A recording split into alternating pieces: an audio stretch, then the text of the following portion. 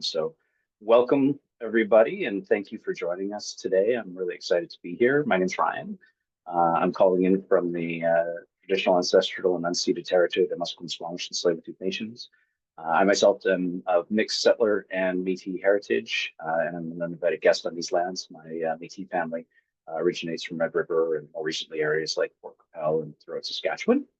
And very excited to be here today with my good friend, Dr. Andrew Miki, and I'll just give a little context here as well too. So Andrew and I first met each other at Ace Tech, which was a CEO roundtable that we belonged to, and I was very fortunate. We were all very fortunate to have Andrew with us as one of our members, because not only is he a founder of a company called Starling Mines that I think raised through discovery a while ago and scaled that business up. He's also a clinical psychologist and a TEDx speaker. And so um, I know he's talked many of us off the ledge over the years. And I think that's something that's very common as a founder. There's a lot of highs and lows that go along with that. I think back to the sale of my job board network, and we went through due diligence 4 times. And I think at one point, my business partner said, "Oh, you're coming at this from you're at a heightened state right now. We'll talk a little later." And I think anybody who's been in that startup dance has felt that experience and had to go through those things. And so I know Andrew's been super helpful throughout my career and just sort of providing all his knowledge and wisdom. And so really excited to listen and learn from him today.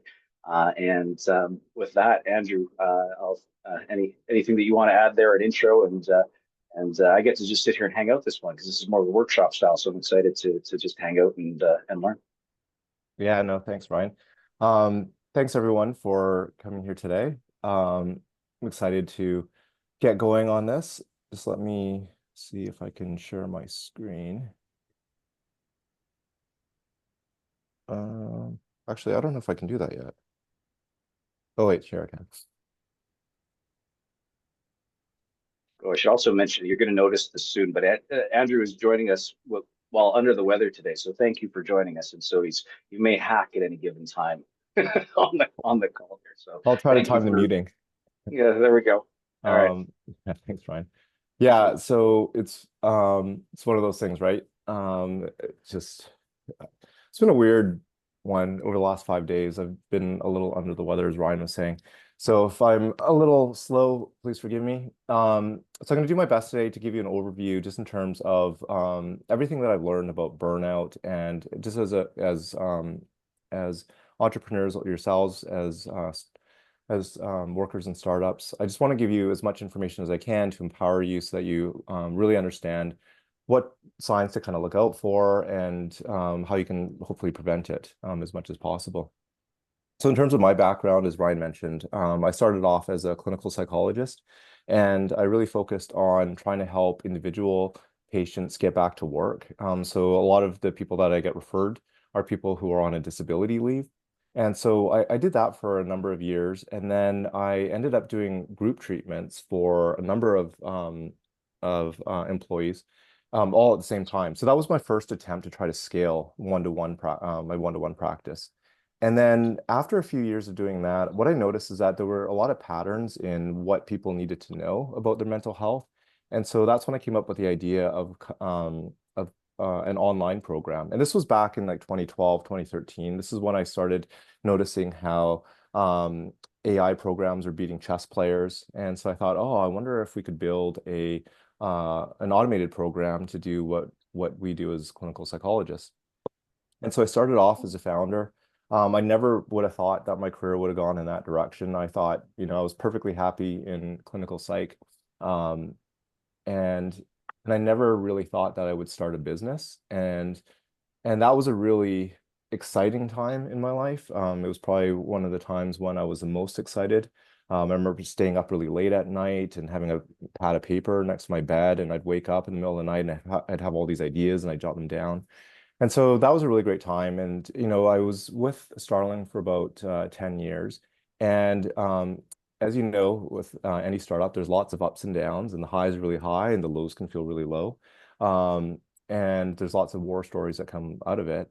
And, some of the highs, I got to work with a lot of really great people. You know, I think we had, you know, several rounds of teams that were just, it was just amazing to be surrounded by, you know, kind of like-minded people who are willing to, you know, do pretty much anything to kind of achieve our vision, which is really to try to democratize mental health for workers across North America. And so we worked on that for quite a while, and I was able to raise money, and we hired a CEO. And what that experience really taught me was what it's like when you work with somebody or with a leadership team that's aligned and everybody's pulling in the same direction. And there's always issues, you know, within every company.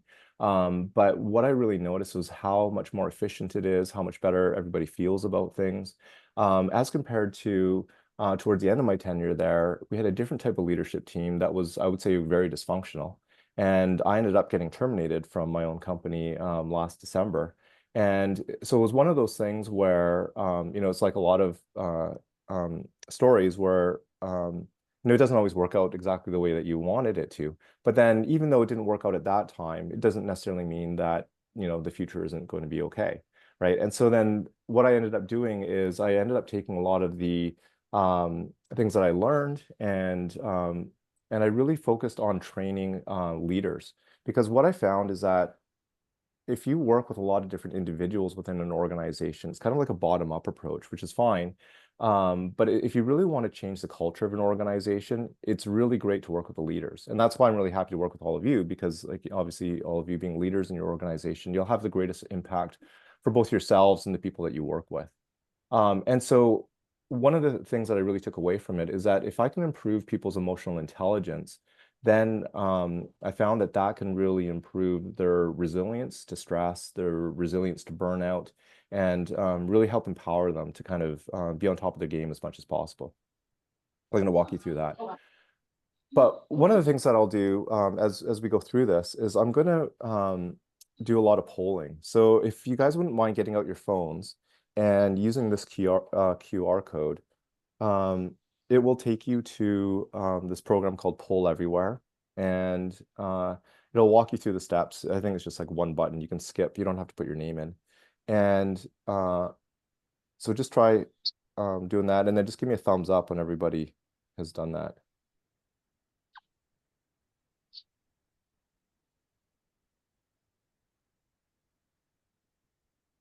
All good?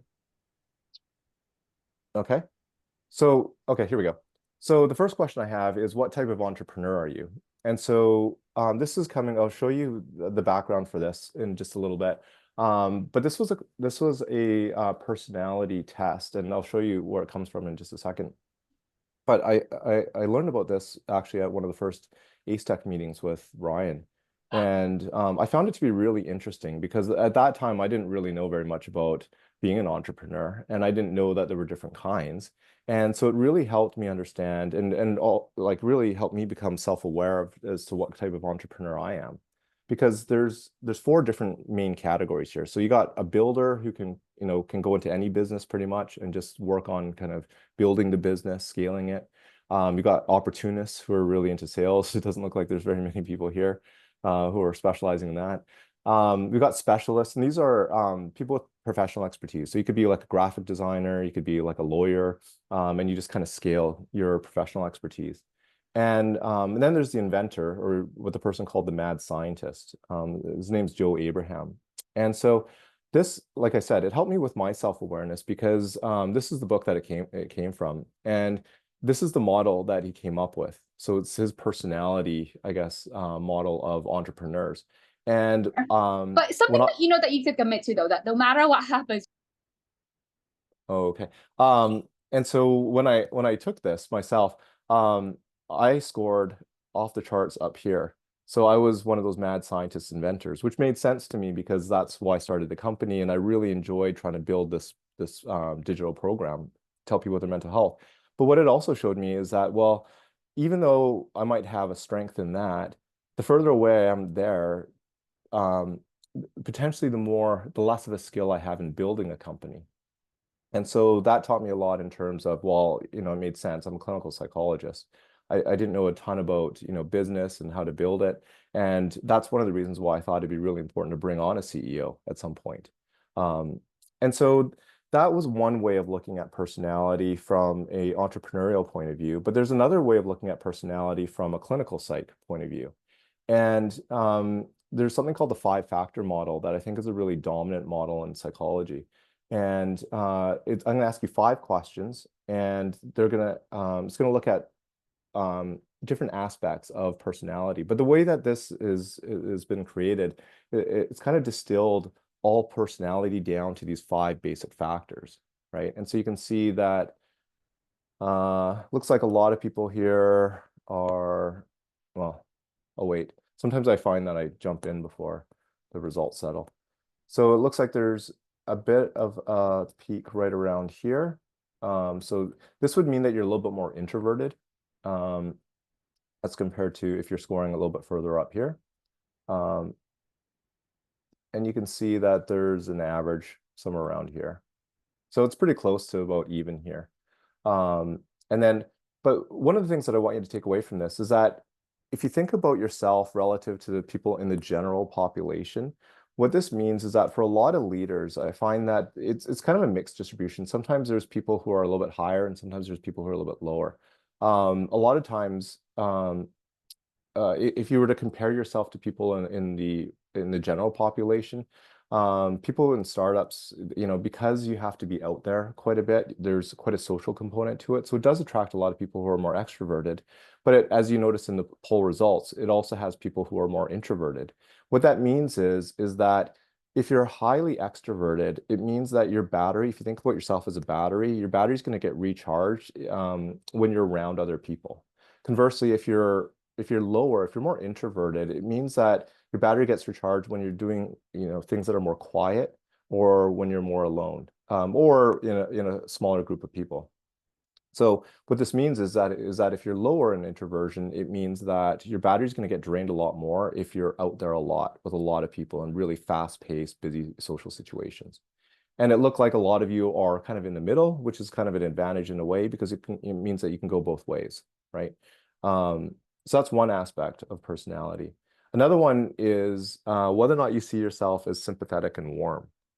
So the higher you are on this, generally the nicer you are in a way. And then the lower you are on this, the more competitive you are, potentially the more crusty you are. So it looks like it's skewed quite a bit towards this direction here, which means that probably a lot of you are really nice people, right? So how is this an advantage? How is this a disadvantage, right? Potentially, if you have this type of personality in a startup.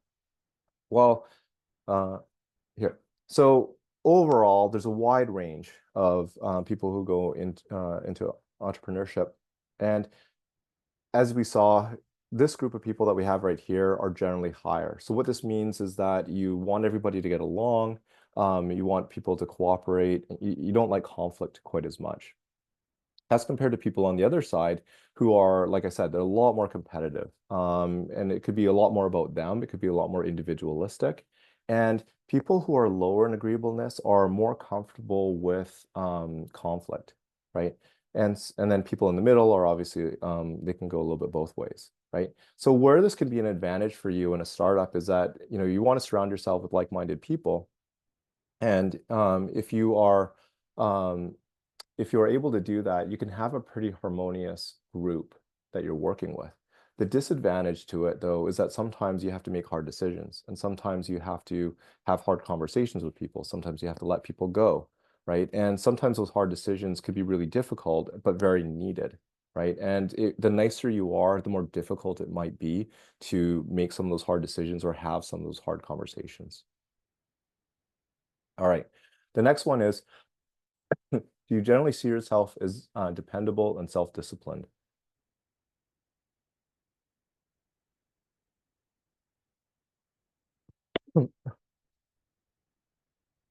Now, you can see here that already we've got, quite a few people skewing towards this upper end here. This is really not surprising, because if you think about who is it that goes into a startup, Like, why would you do that? There's so much uncertainty, there's so much risk, right? And it's people who have, a belief in something, right? You believe that you can create something that isn't there, or you can improve on something. But what you're getting yourself into is a whole ton of work, right? I don't think that there's any way around that. And I think that this is something that differentiates a lot of people, a lot of founders, from the rest of the population. So again, if this is the normal distribution, generally what I find is that people who are founders, people who are in startups are really, really hardworking people, right? And so this is a really great advantage, right? Because you're hardworking, you're well organized, you generally want to be seen as if you know what you're doing, and you're able to kind of set a goal and work towards that goal. And generally, people who are lower on this, if they're in a startup, they generally don't last, right? If you're average, that's fine, right? You can go a little bit both ways. But generally, what I find is that, especially in a startup, the higher your conscientiousness, the more of an advantage it is for you. All right, the next one is, do you generally see yourself as open to new experiences?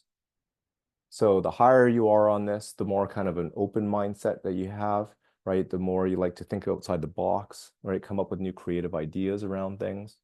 And the lower you are, the more you like to more probably conservative you are, the more you like to try to find something that's tried and true, something that works well, and you kind of stick with that, and you just kind of do that over and over again. And notice how all of you are really high in this area as well, right? This isn't surprising generally for a lot of people in startups, because it's the creativity, right? It's the generation of new ways of doing things, new ideas that really kind of gets people excited about things. And so this could be a really great advantage, because you can try to find a lot of different ways to solve problems, as compared to finding something that's, just really, you can be stuck in your ways, and you want to keep doing something over and over again. Now, one of the issues though in a startup is that, sometimes having a really clear idea in terms of where you want to go and sticking with that plan can be really difficult, because there's lots of different things that are flying at you. I find that life in a startup is, things are happening. It's a million miles an hour. It's like 1 year in a startup is almost like 2 to 5 years in regular life. There's so much that's going on. And so if you find that you are really high in this, but your team is one where they're really low in this, that could be, cause for conflict, right? Because you want to come up with lots of different ways of doing something. You might think, oh, why don't we try it this way? Why don't we try it that way? But people on your team might be like, no, like let's stick with this one here. And so it's just something that it's good to know about yourself and your personality, and just in terms of how open you are to new ideas. And the last one is, how calm and emotionally stable do you see yourself? So the higher, the more kind of emotionally stable you're going to be. The lower you are, the more you're going to experience what we call negative emotions in clinical psych. Negative emotions are things like stress, anxiety, worry, guilt, negativity, sadness, anger, frustration. Those are all kind of negative emotions. And while we want to experience the whole range of different emotions, generally what we find is that a lot of times when people go into, becoming a founder, when they're in a startup, usually it's more of an advantage to be higher in this last area of personality. And so really, the reasons for this are pretty obvious, right? So you're kind of calm under fire, right? You're able to take on a lot of different stress. And the other side is when people are a lot more sensitive and emotional around a lot of those negative emotions. Now, it's not always a con, right? Experiencing those low ones. It just depends on what it is that you're doing. Experiencing those negative emotions really gives you an idea in terms of the whole range of the human condition. And on top of that, it gives you an idea just in terms of, if you are more prone to experiencing more stress, more anxiety, there's probably more things that you need to do to stay on top of your mental health, right? So the higher you are, particularly if you're really high in emotional stability and you're really high in conscientiousness, that is, in a way, that would be my opinion of an ideal personality set for being in a startup. because you're able to work really hard and you're able to take on a lot of stress, right? Now, the problem with that when it comes to burnout is that if you're not used to, again, if you think about yourself as a battery, if you're not used to your battery ever running dry, right, or ever depleting it fully, then you might think that that level of energy is limitless, right? So that could be something that you just have to pay attention to. Otherwise, if that battery does run all the way down, that's when you could be at risk for burnout. So overall, I like this this way of trying to understand personality because I think it's really simple.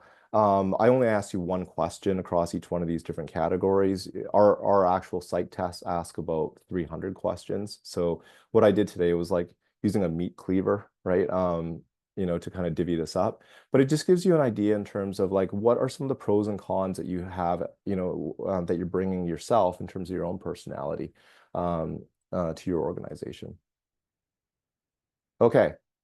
So the next question that I have is, how would you rate your current level of self-awareness?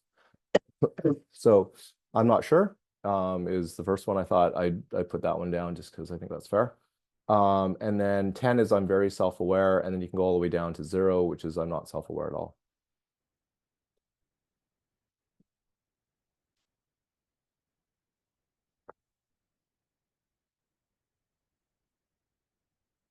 Okay. So it looks like we've got a real peak here at 8. It's really skewed towards 8, 9, 10. There's a TEDx talk that I saw by a professor out of Colorado. Her name's Dr. Tasha Urich.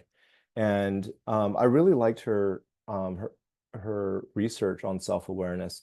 And one of her claims is that 85% of people are less self-aware than they think they are. So if you rated yourself 8, 9, 10, which is probably what, about 85-ish% of you, only 15% of you are probably that self-aware. So I think that's an important thing to kind of consider. I think generally what I find is that people like to think that they're self-aware because I think that the idea of not being self-aware is pretty scary. It's like, what do you mean I don't know myself? What do I not know about myself? Right? That could be quite intimidating. And so I'm hoping that today we can cover some of the things that I think you need to know about yourself and hopefully improve your self-awareness as we go along. One of the things that you can think about is your average battery level. So think about what it's been like over the past month, right? So think about all the things that you've got going on in your life. Think about, is it running you down? Is it charging you up? Overall, what would you say that it is, right? Yeah, the first person said 60. That's the number that kind of stood out in my head for myself, just because I think the past week I've been really ill. And like it's things like that, that's what really wears us down, right? It's one of those things where the last few days, I always find that when I get really sick with a flu or a cold or something like that, it's usually 1 or 2 days and then I'm done. But I was saying to Ryan and Bradley before I came on that I've had this since like Thursday. And when it was Sunday and then rolling into Monday and then Monday's rolling into Tuesday, I'm getting more and more stressed just because like I've got all this work that I've got to do over the course of the week. And so I found that the stress and the anxiety around when am I going to get better? Like this is a really weird one. I've never been sick like this before. That really started to wear my battery down as well. So knowing where your battery level is really important. And I'm going to show you why, because I find that it's a leading indicator for people's mental health. Next question is, have you ever experienced burnout? And so obviously never to 5+ times, and I'm not sure. And again, if you're not sure, that's a totally fair answer. And hopefully by the end of today's talk, you'll have a pretty good sense as to whether or not you have, right? But if you put I'm not sure and you gave yourself an 8, 9, 10 in terms of self-awareness, that's an example of how it's kind of incompatible, right? It's hard to be really self-aware and not sure about whether or not you've ever experienced burnout. Okay, so it looks like only 6% of people here have never experienced burnout, and pretty much everybody else has, because I would almost guess that if you're not sure, you probably have. but we'll dig into that in a little bit. Next question is, how much stress have you experienced in the past year?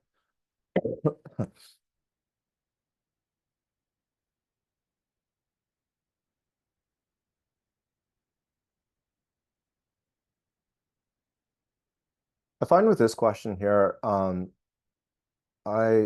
find that 6 and 7 is kind of about the upper limit of what you want to be carrying.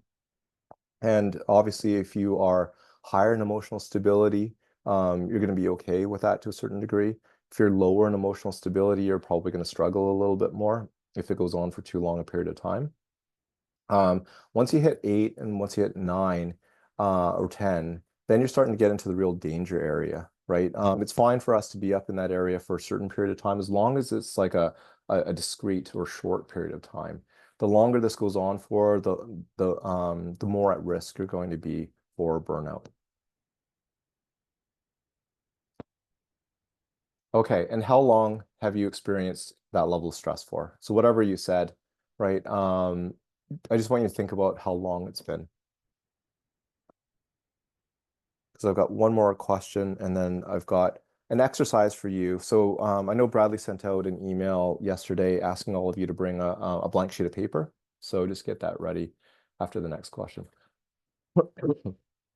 Okay, because again, I want you to think about the number that you gave yourself for stress and how long it's been going on like that for. So obviously, if it's a 5 or more years and it's like a 9, then you're probably really emotionally stable, hopefully, or you've been experiencing a lot of burnout issues.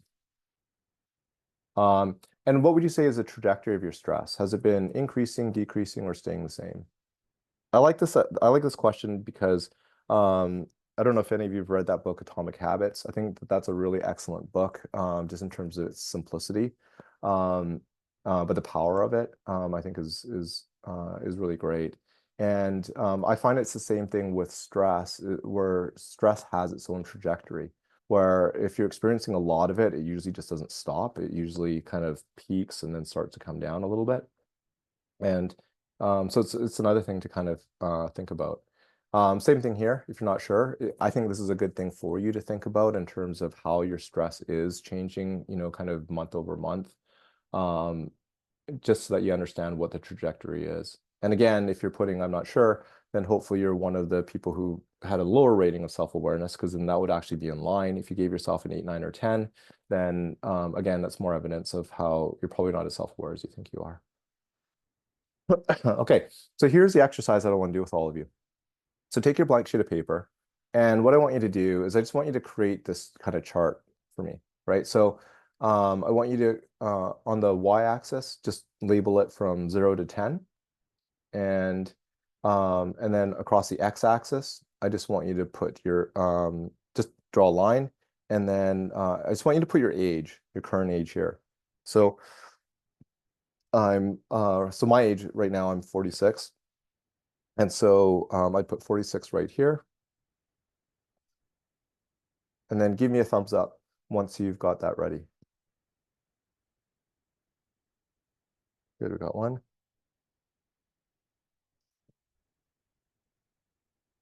Good.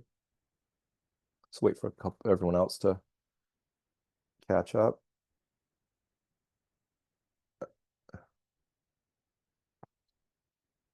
Okay, so once you've done that, what I'd like you to do is I want you to think back over the course of your life, right? So whatever your age is here, right? So think back, this is when you were a kid, and then just draw it proportionally across the x-axis here. And I want you to draw a line that kind of captures your overall level of stress. We'll start with stress first, and then I'll move to self-confidence in a second. But stress, just because I find one of the issues in psychology is that there's a lot of terms that just don't have common definitions. So my attempt to having a common definition for all of us today is that stress is a feeling of pressure or strain resulting from adverse, challenging, or demanding circumstances. Okay? So what I want you to do is I want you to draw a line, and it might look something like this, right? So how has the level of stress changed over the course of your life? So if in this example, it could be it started off relatively low, and then, you know, maybe going into high school, it started going up. And then as a person, you know, entered early adulthood, it really went up. You could see how it peaked here and then went down. It was down here for a little while, and then more recently, you could see how it really ramped up. All right, so I just want you to draw a line that depicts your level of stress the best that you can, and then give me a thumbs up when you've finished that.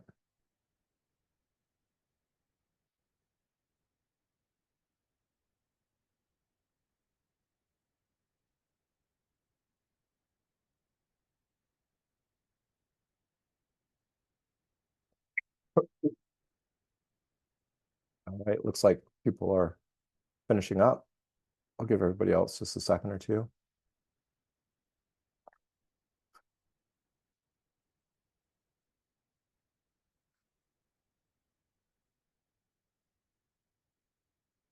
All right, the next line that I want you to draw is one of self-confidence. So for this definition of self-confidence, it's a belief in your skills and abilities to manage challenges while maintaining a sense of control and a positive view of yourself.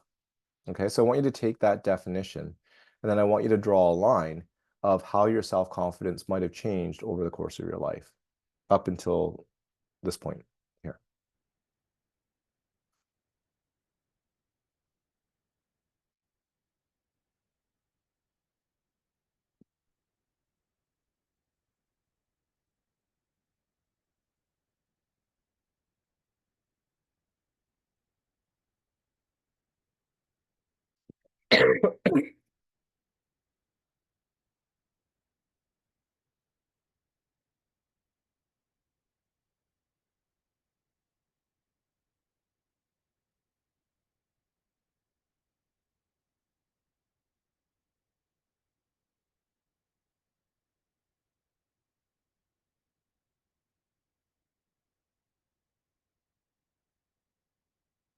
And if anybody's finished, I'll just kind of open it up for a general discussion, just in terms of any thoughts or reactions, impressions, insights after doing this exercise. And feel free to unmute and turn your camera on if you want.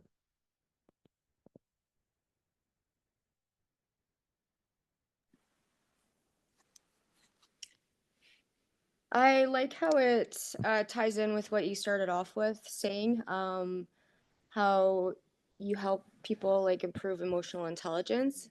It makes you very aware of, you know, different levels of how you're feeling with being an entrepreneur. And then this graph is really interesting to try to think back of when stress was high in life and when it was low, and then how your self-confidence plays into where you're at today versus where you were. So, yeah. Yeah, thanks, Good. Aaron. That's great. Anyone else? I had a thought. This graph makes me feel a lot kinder to myself, and I really appreciate that. Thank you. Kinder in what way? And for what reason? It helps you reinterpret hard times as a journey of personal development and less as cataclysmic failures. So Right. I really appreciate it. That's awesome. Anyone else? I'll put in my 2 cents. I'm probably a little on the older side, and I found that my self-confidence line was like at 45 degrees. You know, when you're younger, you have less, and at this stage in life, I quite enjoy doing what I'm doing. Good for you. That's awesome. I mean, whenever self-confidence is high, I think that that's it's a really good thing, obviously, and I'll talk a little bit more about that as we kind of go forward. Anyone else? Anyone else have any other thoughts you want to share? I'll just add that, at least for me, it looks like they are inverse. So when stress was high, the confidence wasn't. Right. And I think that that's the most common observation that a lot of people are going to find, is that when stress is really high like this, especially if it's like for a prolonged period of time, usually that's what ends up happening to self-confidence, is that it's that kind of pattern there, right? So that's one thing that you can look out for. Generally, when you see something like this, this is when burnout can potentially be happening. And I'm going to talk a little bit more about what burnout is and how we can understand it. But I generally think of self-confidence as a real protective factor against mental health issues and burnout. And I'll get into that a little bit more as we go along. But another thing to kind of think about is that if your self-confidence is quite high and your level of stress is high as well, that's what I would consider to be good mental fitness, right? Because you're carrying a lot of stress, but yet your confidence in your, right, again, right, go back to the definition, a belief in your skills and abilities to manage challenges while maintaining a sense of control and a positive view of yourself, that's the optimal. So if you can kind of get yourself to the point where this blue line and this black line, if they're both high, not for extended periods of time, but like if the level of stress is high, but it's matched with high levels of self-confidence, that's the most ideal. Another thing that I'd encourage you to kind of think about is you can take any one of the lines, but I'll take the stress line for this one, is that every time that there's an inflection point, every time that there's a change in the curve, there's something going on, right? And so every time the level of stress goes up, right, there's something going on, but also every time that there's something going on where it goes down, there's something else going on. So one of the things that you can take away from this is that, especially this is one of the things I find in mental health, it's very logical in terms of like why you feel the way you do. There's always things that are going on, right? And if you kind of plot it out, there's reasons why your level of stress is going, the way that it was, right? It just doesn't happen. So I think it's important to kind of know that, right? There's reasons why, in terms of outside factors that are affecting these lines. And then when you see a downturn like this, I'm always interested in that in terms of like it was high for a while and then why did it come down? And being in business, one of the things in any organization, what you're trying to do is you're trying to come up with a repeatable way, like a repeatable process for everything, right? Hiring, firing, sales, whatever it is that you're offering, whether it's a service or a product or whatever it is. Whatever it is that you're trying to do, you're trying to come up with a repeatable process for things. And I think that I like what I try to do is I try to encourage people to develop a repeatable process for their own mental health, right? So what are some of the things that you need to do? What are some of the things that you need to kind of implement when stress is really high to hopefully, get it moving towards that downturn, right? So that you're not reinventing the wheel every time your level of stress goes up, right? But yeah, I really like this exercise. I really think that it helps, give people a lot of context for how these things do change over the course of your lives. And it also hopefully will give you a level of control, a sense of control or feeling empowered that, there are things that you can do to affect both of these lines. Okay. So I talked about self-awareness and I felt like it was a little unfair because I did ask you to give me a rating without really a definition of it. And what I find is that self-awareness is this really broad term. It's like this umbrella term that we use to capture a lot of different things, right? And specifically for what I would consider to be important aspects of self-awareness when it comes to managing your own mental health is these areas here. So in terms of your mental health, that exercise that I just got you to do was to chart out the mental health history. Like it's like your personal mental health history in that chart, right? That level of stress, that line. And like I said, the more that the stress is high and the self-confidence is low, when you see that kind of combination, then chances are you might have been experiencing mental health issues at that time. And if you were, what specifically were they? I'll get into that in a little bit as well. So it's important for you to know your own mental health tendencies, right? Because we all have them. Some people are going to get more anxious. Some people are going to get more down. Some people are going to get more excited about things. I'll talk about that a little bit more as we go along. It's also important to know your own personality, right? We all have personalities, right? They're all unique, right? They all have lots of pros and cons, right? And hopefully, the more you know about it, the more you can leverage your pros and limit your cons. The values are also really important. So it's helpful for you to know, like I'd say your top 3 to 5 values. Like for me, some of my values are respect and trust. Those are probably my top two values. And the reason why it's important for people to know their own values is just because when you're going about life, when things violate your values, you're going to get a lot more upset compared to when other things happen, right? I remember working with somebody when I was doing this type of work with one organization, and her value was mentorship, like one of her top values. And so she was really upset when some people in her organization weren't treating some of the younger people very well. And she got really, really upset, right? So again, it's really important for people to know their own values. And it's also really important for people to know like what situational self-awareness is, right? So situational self-awareness is that pretty much in every situation, there's always things that are going on, right? It's like in this situation right now, there's, you know, you're behaving in a certain way, you're having certain thoughts, it's affecting your physiology in a certain way, and you have a certain mood, right? So right now, I would say in this situation, my mood would be, you know, I'd say I'm a little anxious right now. My physiology is one where my body's quite warm. I think it's also because I'm a little on the ill side. Um, my behavior is I'm giving this presentation, and my thoughts are, oh, I'm hoping that this is landing well on all you guys, right? So that's an example of situational self-awareness. Those are, you know, it's made up of, you know, my behaviors, my thoughts, my physiology, and my moods. And then external self-awareness is also really important. This is like, you know, how much does your view of yourself align with how other people view you? So the more, you know, if you see yourself as, let's say, you know, you see yourself as a really hardworking, really competent person, right? And everybody in your organization also sees you that way, then you have really good external self-awareness, right? If your level of stress has been really high for a while, and you found that you're more insecure, you're less self-confident, then what you might, a lot of times what ends up happening is that people start to have like an imposter syndrome, right? They think, oh, it's just, you know, everybody must see me as, you know, less than in some way, right? But if other people don't actually view you that way, then that's not as good external self-awareness, right? You know, I find personally, like, you know, I've had bosses sometimes where they sometimes think that they've got a certain view of themselves as like super competent, and, you know, like they've got a really good sense as to what's going on, and then everybody else in the company doesn't, right? So that would be poor external self-awareness.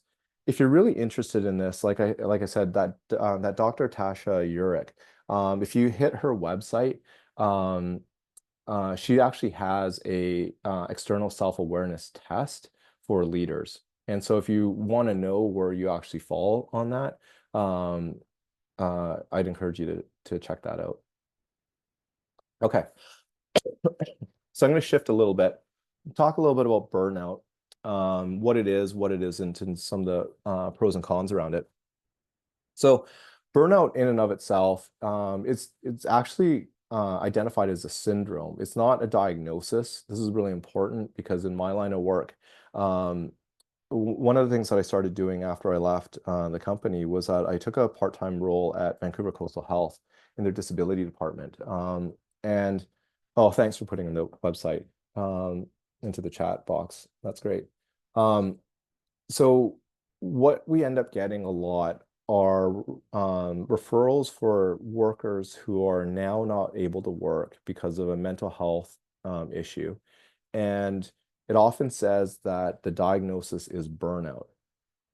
And that is totally incorrect, because burnout in and of itself isn't a diagnosis. And the World Health Organization says that it's a syndrome and it's resulting from chronic workplace stress, but it's like, it's got these three factors to it. One is that you feel tired, right? You feel more tired than usual. The other one is that you feel like, you know, you're a little bit more negative towards your job. You don't, you're a little bit more cynical towards your job. And then the third one is that you feel like you're not doing quite as good a job as what you usually do. And the reason why I put this out there is because these are three of the softest symptoms I think you can get, right?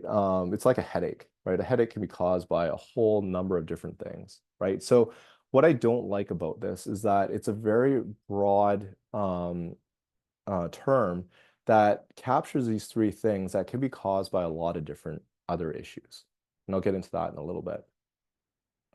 But if we just stick with, like, because it's used so much in our society, some of the key things to kind of know is just that burnout in and of itself is really common. There was a really well cited paper by Deloitte in 2015 that stated that 77% of employees have experienced burnout at the current job. I found this McKinsey paper from a couple years ago that I found really interesting that said that toxic workplace behavior is a leading contributor to burnout symptoms. And it's actually 70%. And then problems with inclusivity and sustainable work were the next leading factors at 11 and 8%. So the vast amount of like a lot of the what's really contributing to burnout is toxic workplace behavior. And then Gallup also released a report earlier this year that said that daily stress is increasing globally. So they've been tracking it since 2009. And they said that managers experience more stress and burnout than non-managers. It's not surprising, as managers generally carry more responsibility and stress. And when managers are engaged, so are their employees. So I think that's important for all of you, in your organization, because if you are more engaged, then so will your employees be, right? And just being leaders in your organization, you're probably going to experience more stress. A few other things is that that are reported in the general literature is that there does seem to be a difference across generations. Not so much amongst these three. You can see that they're pretty close in terms of the proportion of people who report burnout. More so with the baby boomers. They're much less likely to report burnout. Partly, I think it's a generational thing, right? Where they often don't see it themselves, or they'll just push right through it. As compared to younger generations that are more likely to notice the signs and symptoms of it. And women also experience burnout differently than men. A lot of times it's cited that women are more likely to experience burnout than men. It's similar to the stat where women are more likely to experience mental health issues than men. I generally don't really agree with this. I think that people are people, and I generally feel like both, like everybody is at risk for it. The issue is that I think that women are more likely to put their hands up and talk about it and seek treatment than men. And so there's some reports that women are more likely to experience, symptoms of burnout, like more likely to report things like fatigue and irritability, and men are more likely just to socially withdraw and kind of distance themselves from other people. And the impact of burnout on organizations is quite significant.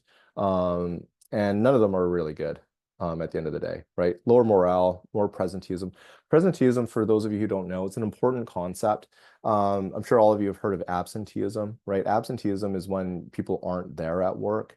Presenteeism is when you're there at work, but you're not functioning at the level that you're usually at because of the level of stress that you're under.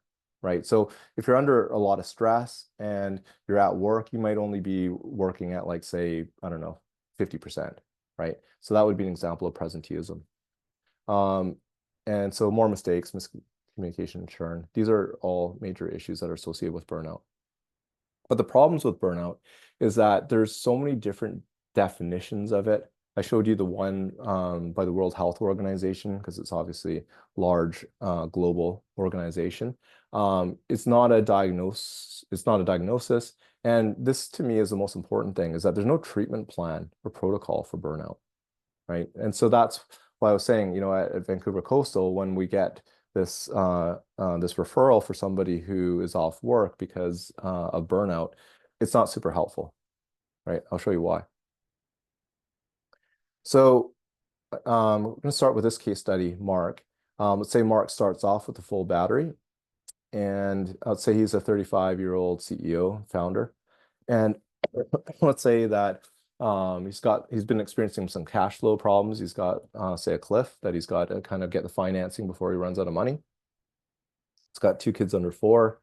And in this kind of situation, you can see how much stress this person would be carrying, because if you've got a certain cliff where you're going to run out of money and you've got long sales cycles, right? Then you're probably not going to see any quick infusion of cash.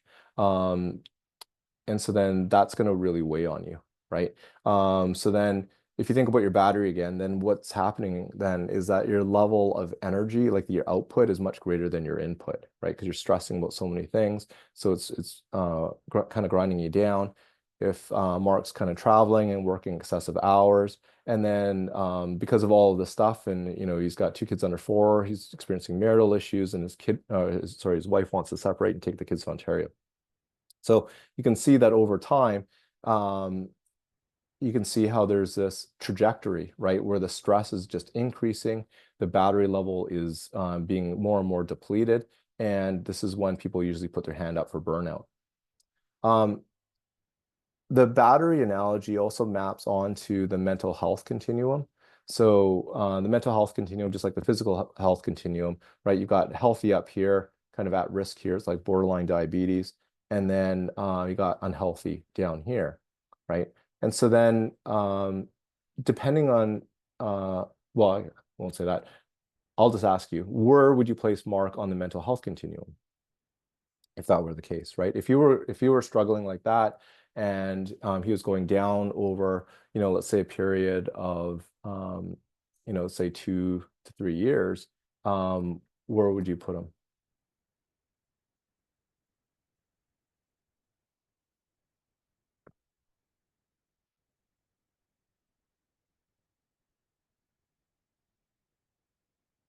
So looks like a lot of people are putting moderate to severe, and a couple people here are at risk. I think this is good overall. I mean, sometimes I get it where people put that he's healthy, and I never quite understand that, because I would say that he's definitely unhealthy.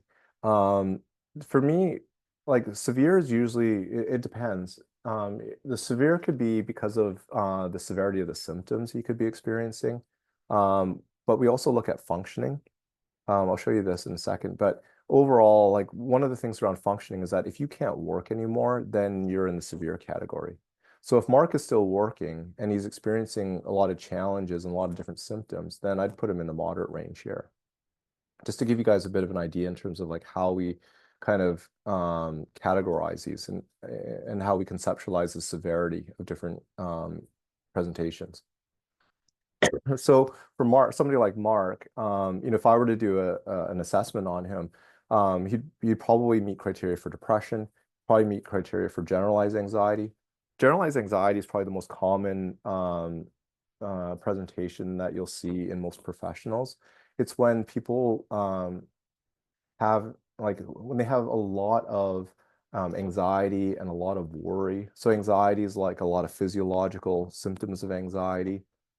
A lot of muscle tension, right? A lot of they could be, some people get hot, some people get cold, like digestive issues, breathing changes, heart palpitations, things like that. And then worry is usually what we all do when we stress, right? We worry about lots of different things. We have a lot of what if type thoughts, or I should type thoughts. And so these are the types of things that somebody like Mark is going to experience. And so that's definitely the most common presentation that we generally see. And what we assess are symptoms and functioning, right? So we're going to look at Mark's symptoms. We're going to look at his functioning because he's still at work. I'd say that, that's why he'd be in this unhealthy moderate area here. So I just wanted to give you that one in terms of a simple case study. I want to show you a little bit more of a complex one. And so this person here, let's say she's a 43-year-old founder, right? And let's say it's the first time that she has started a company after working 12 years in corporate, right? So she's got a background, she's got experience, but has never been a founder before. And she has this propensity to change the quarterly priorities every quarter. And she was in a motor vehicle accident, so she is experiencing back pain. and she started drinking 1 glass of wine a day around that time. Her partner lost a job, and she's got a disgruntled leadership team. There's more and more workplace conflict, and then that escalated to 3 glasses of wine a day. And then this is when Janet put up her hand for burnout. So the reason why I want to show you this one is because I think that the one that I showed you before is about as simple as it comes. When it comes to founders of companies and entrepreneurs, there's a lot of literature that shows that there's certain presentations, there's certain mental health presentations that founders may have. And the first one that I wanted to cover is kind of more of a bipolar 1 or 2 type presentation. It's usually not bipolar 1 so much. Bipolar is when people experience highs and lows. It used to be called manic depressive. And now we call it bipolar 1 or 2. 2 is a more muted version of 1, where it's not, the highs aren't quite as high as when as with bipolar 1. And the reason why I think founders with bipolar often do what they do is because when you are experiencing the kind of the euphoria, the excitement of the idea that you're working on, or how you believe that whatever it is that you're going to create is going to change the world or have a massive impact, you need to really believe that, and you really need to have the self-confidence and the ability to really kind of charge that forward. So I think that that's why there's a lot of literature that finds that when it comes to a lot of people who start companies, sometimes there's a proportion of people who have this kind of presentation. Generalized anxiety is, like I said, it's the most common one. Usually social anxiety and panic attacks, are common with that one. ADHD is another one that's getting more and more attention now than it ever has before, particularly amongst adults.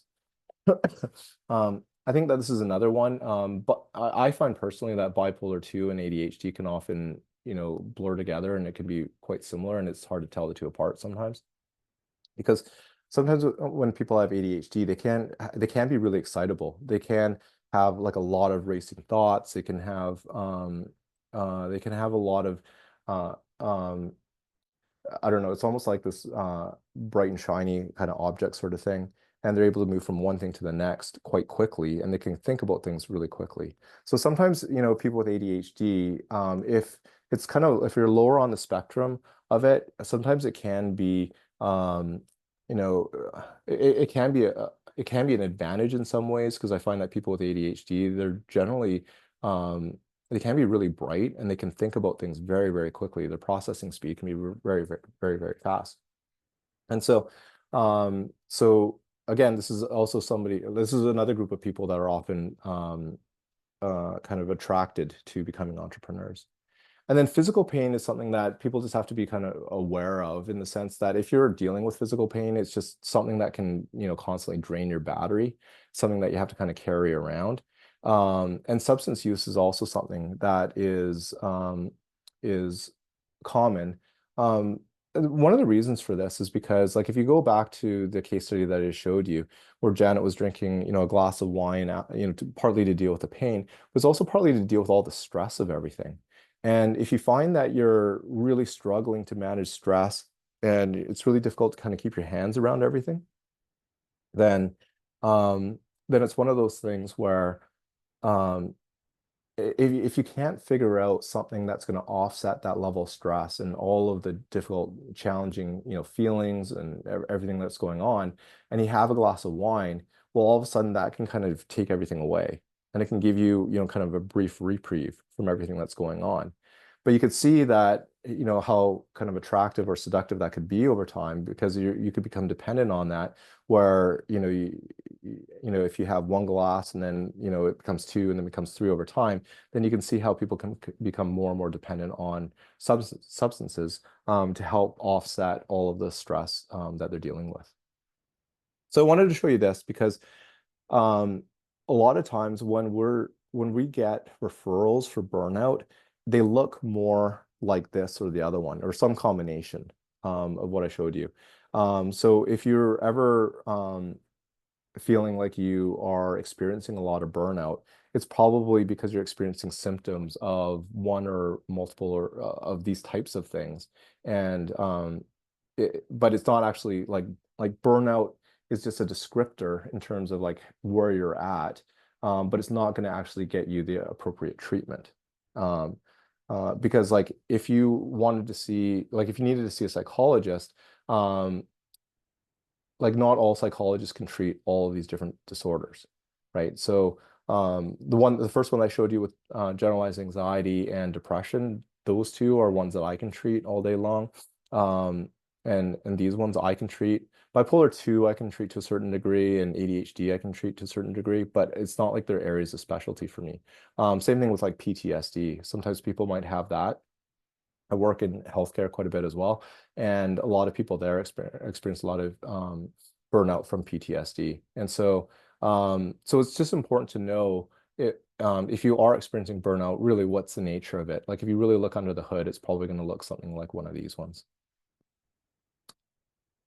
Okay, so all that to say, where would you put yourself right now on the mental health continuum? So I covered, what goes into it, right? If your battery's been running really low for a long time, and you're experiencing a lot of symptoms, you're probably going to be a little bit lower. I think some of you said that your battery levels were quite high, 100% or higher, then you're going to be on the upper end here.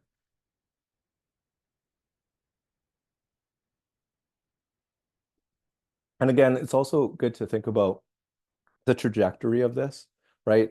If you're usually at high average and now you're at low average, well, low average is going to feel a lot lower than as compared to if you're usually here, right? Or if you're usually lower and you've come up to low average. So again, it's helpful to think about the trajectory. I'd say that if you're in this area here, things are going pretty well. If you're low average, as long as it's for a certain period of time and as long as you're kind of working your way up, that's fine. And definitely if you're at risk, then again, think about the trajectory. You want to make sure that it's moving upwards as much as possible, not downwards in terms of the trend. Okay. In terms of what the outside literature says, in terms of burnout in the workplaces, the Harvard Business Review, I find that some of their articles are really interesting and some of them are less so, but this one I found interesting in terms of it identified a lot of different factors that contribute to workplace burnout. So one of them being poor management practices, changing priorities, lack of self-awareness within the organization as to what the priorities or what the problems may be, or lack of alignment of the problems, having unclear roles and communication within the organization. When workers feel like they don't have support from their managers, or people are being treated unfairly or with lack of respect, or if there's unmanageable workloads and churn, these are all different things that are contributing to kind of downward pressure and burnout within the entire organization. So similar to the way that I try to show you how an individual can go down, with enough, challenges in their lives, it's the same thing within an organization where you can have a lot of these different factors, and it can also really kind of bring people down. I really like this quote by Dr. Farley. She said, "You can't take the canary, teach it to be more resilient, stick it back in the same coal mine and expect it to survive. You need to focus on the coal mine," right? I really like that idea because, one of the things that I do in my private practice is disability management, right? So I get people who are off work, and my job is to treat them, get them so that they're no longer symptomatic. But if I get somebody who, and I get them to the point where they're not symptomatic, and I can send them back to the workplace, if the same factors, like if they're still bullying, or if there's still like, challenges with their manager, or, whatever the issues were that led to that leave, if that's still in place, then it's probably going to lead to the same outcome. All right, so how do we improve your batteries and your mental fitness? Move into that. Let's ask a question. Which area are you the most passionate about? What would you say?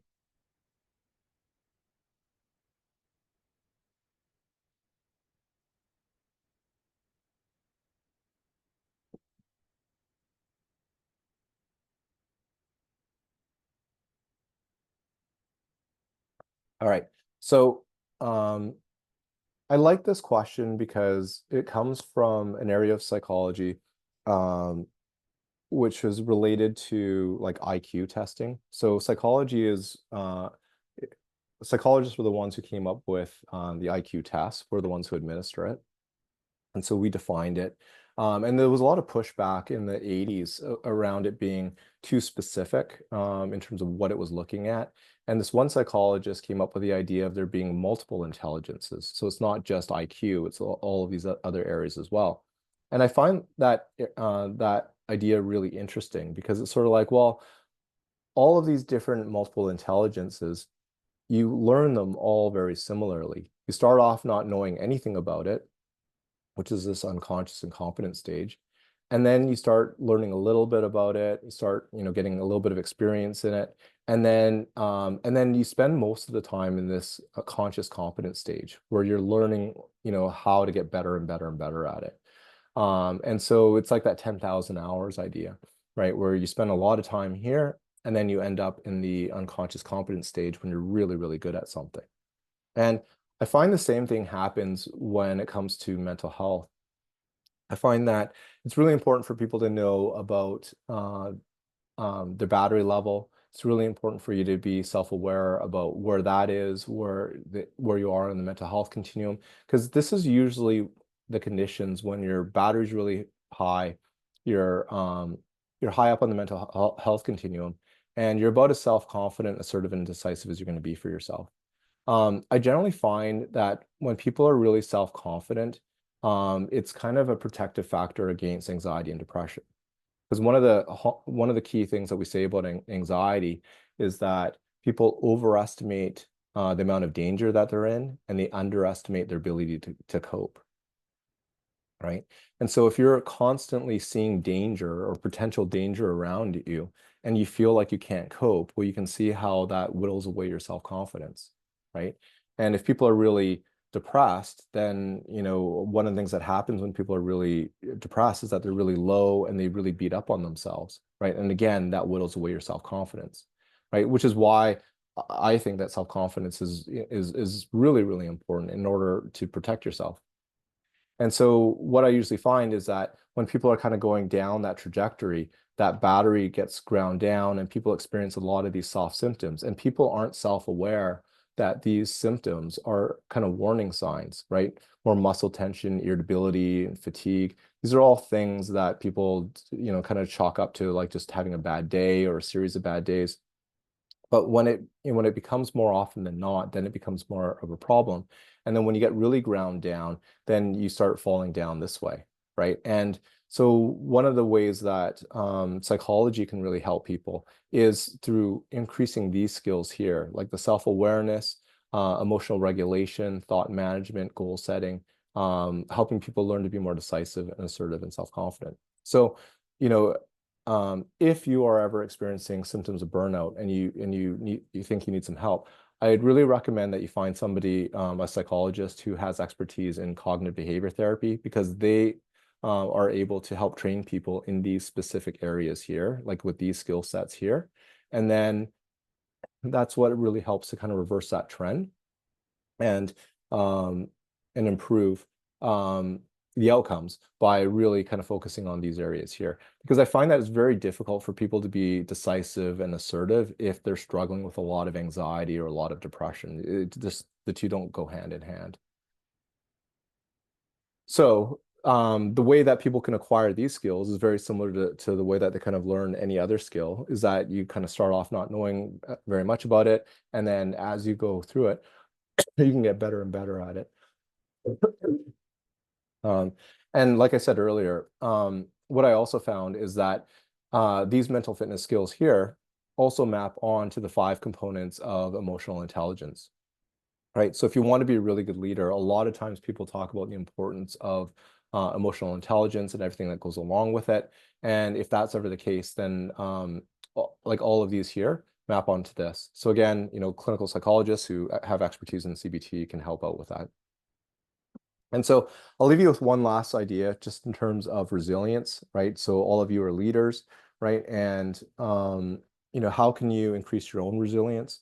A lot of times people think that resilience looks like this over time. And in fact, it often looks like this. It's really messy. It goes up and down.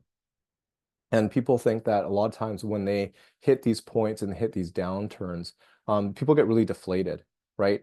And they see it as failures or they see it as setbacks, but really they're opportunities to learn and grow, even though it's painful, right? And even though we don't necessarily want to do it ourselves.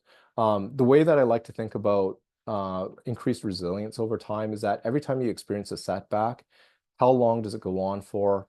How upset do you get? And how long does it take you to get on track? And the more experience you get at shrinking all of these variables more effectively over time, the more resilient you're going to be. So all things being equal, if something kind of triggers you and you kind of fall down like this, but you know what different skills you can kind of rely on to kind of shrink all these variables, get yourself back on track and keep moving forward. That's generally what resilience often looks like. So happy to open it up to any questions. Also happy to get some feedback from all of you, just in terms of like how helpful you found this session, how likely you would be to recommend it to a colleague. Yeah, and if any of you have any questions or thoughts, feel free to unmute and chime in. Hello. So going back to the emotional intelligence and how everything you've just explained ties into emotional intelligence with business and outside of business, and how you basically conduct yourself day to day. I just like to point out that business is like, to me, I always describe it as a roller coaster of emotions. You know, there's always going to be the highs and then they go down to the lows, and it's how you handle it. And I guess it's part of the resilience that you were talking about too. So I really like that you have a poll where we're interacting with the different questions together as all of the people that are on this Zoom. And then just everything you pointed out was really good. Makes me want to see you as a psychologist or be one of your patients. It's very interesting. You're very engaging, and I have a lot that I'm taking away from the session. So thank you. Thanks, Aaron. Thanks for the feedback. That's awesome. I'm glad it was so helpful. I mean, honestly, I'm really happy I was able to do this because, being a former founder myself, I mean, if this information can help all of you, I find that really thrilling because it is a roller coaster. And, it can be really, really challenging. It can be soul crushing at times, but it can also be really exhilarating. It could be one of the best things, right? And I can totally see why all of you do it. And I applaud all of you for doing it. I think it's an amazing journey, but there are lots of ups and downs. One last thing. So I really enjoy coming together and talking about stuff like this too, because there's so many people in different stages of their business. And so to see where I am in my stage versus someone that's been doing it for 20 years or 10 years, or maybe someone that's just started a year ago, we're all on different levels, but it's all kind of the same experience at one time or another, where you're going to experience imposter syndrome maybe at the earlier stages, and then you just find ways to be more resilient and overcome. So it's a really interesting discussion, and yeah, I really enjoyed today. Thanks. I have a question. I don't know how well this fits, but I noticed in my own journey, probably one of the single most difficult transitions was when the organization went from a low politics to high politics state. So, founder who runs everything to having to deal with stakeholders who take and wrest control. Do you have any thoughts on like how this changes, or not at all, in the context of orgs where it's not so much toxic, but you have actual internal competitors in the org and it's like a high politics environment?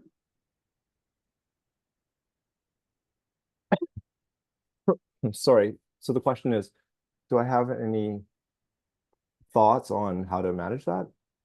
Yeah, I guess it's like, I don't know if I have a question per se. It's that I guess in my own journey, I interpret a lot of mental health issues as being about me, but it was really at its core a misunderstanding of the changing nature of the organization, and thus interpreting things completely incorrectly. I don't want to like derail too much about me, but yeah, like the sort of transition from low politics to high politics state, because that is something that I think does happen to a lot of founders. Yeah, I mean, I think that one of the challenges with founding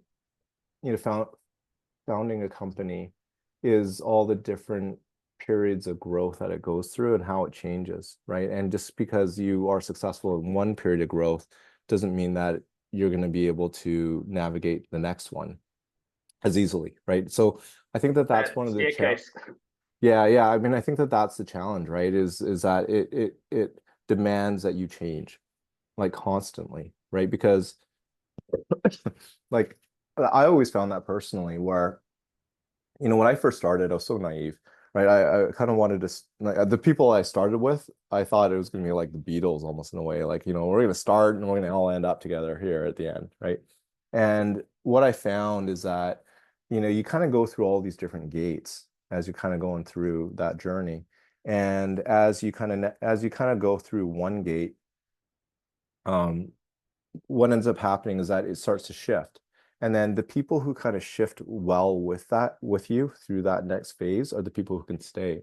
And the people who can't change or can't adapt to it, they're the ones that struggle a lot more, right? And so either I guess during periods like that, then it's like either we would have to kind of release them, right? Or they would leave on their own because it just wasn't a good fit anymore. And then I think sometimes as well for a founder, one of the hardest things is to recognize when your time is done, right? Because it's your baby in a way is what everybody says, right? And I think that people have varying attachments to their babies, right? Some people feel like it's very much theirs, and some people are like, oh, whatever, you can move on to the next one. So I think that, that's where the self-awareness is really important, right? In terms of, how you're doing. And then as well, I think sometimes it's possible for an organization to be ill, right? I've seen that. I've worked with several different larger organizations, and sometimes, the politics of some of them are just, they are toxic, right? And then trying to figure out your role in how much you need to interact with that, or how you can distance yourself, how you protect yourself, how much of it you can take, are all different factors you might need to consider. Thank you.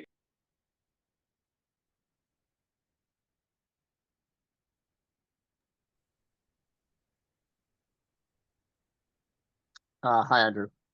I was just wondering if you would consider doing a workshop on, you were mentioning like the time to recover and like how low the dip is and everything. So yeah, like tools to, I guess this workshop wasn't focused on that, but maybe that's something you might be, could be nice to do. Yeah, I mean, yeah. Or maybe that's like that's what you do in your when someone comes to a therapy session. Well, I think what I started doing is I started working with organizations on this, right? Because I think that this is, I think what I try to present you today is just as broad an overview as I could, in terms of what the key concepts and issues are. I agree that it's not necessarily equipping you with the skills to be able to actually do it, right? And that in and of itself is, excuse me, I found that to be like a series, right? Because it's sort of like those skill sets that I try to lay out, right? In terms of like self-awareness, we covered a lot of it today. There's a few other things in terms of like exercises that I get people to do. And it's kind of a combination of time that I need people to kind of, go away, work on certain exercises, really kind of improve the skill set, and then come back and see what works and fits for them. And so I find that, when I've worked with different organizations or groups of people, that it's usually more of a series, because like a one-off is fine if it's sort of like, I don't know, like how to have a difficult conversation, trying to do something like that. But even that I find is like high level, and the work I find I do best is when I can work people along a series of like, say, um, 4 or 5 kind of sessions, right, where the group comes together, and then we're able to kind of work on these different concepts together, share the ideas about what's working, what's not working, and then kind of work towards that so that people understand it's like, oh, okay, this is a skill set. This is how I can better manage my thoughts. This is what it looks like. And then this is how better thought management can then lead to better decision making. And then that's how, better decision making can lead to better assertiveness, and how better assertiveness can lead to better self-confidence and a better ability to have those difficult conversations. So, yeah, thank you. Yeah, thanks for your comments.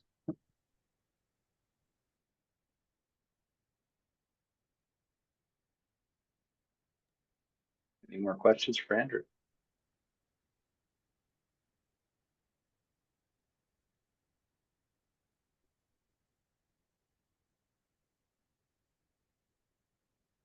Speak now or forever hold your peace.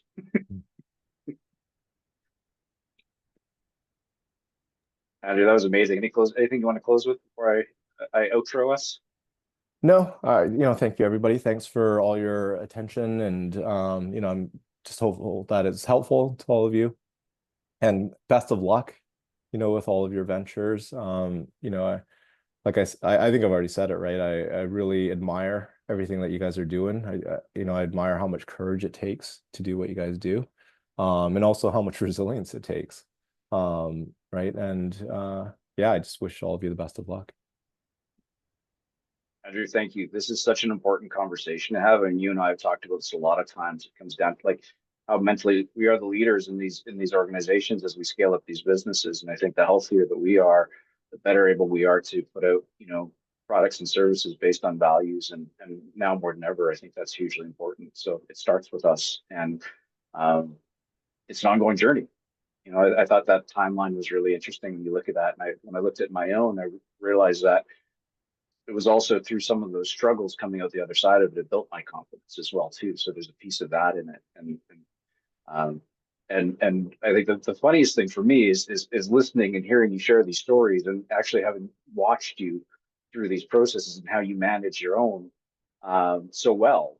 I think we've had times fitness was always a strong thing for you and for me as well too, and so we'd end up throwing a cross ball or kicking a ball or throwing a ball or whatever. And I can still remember a time, I hope it's okay to share, you looked at me and you said, you know what, given what I do for a living, it is absolutely ridiculous the level of stress I have right now. But then after that, I watched you do the things you needed to do to take care of yourself through that, right? You had that self-awareness. So I think we're very fortunate to have you here, and just thank you again for taking the time to share with us today.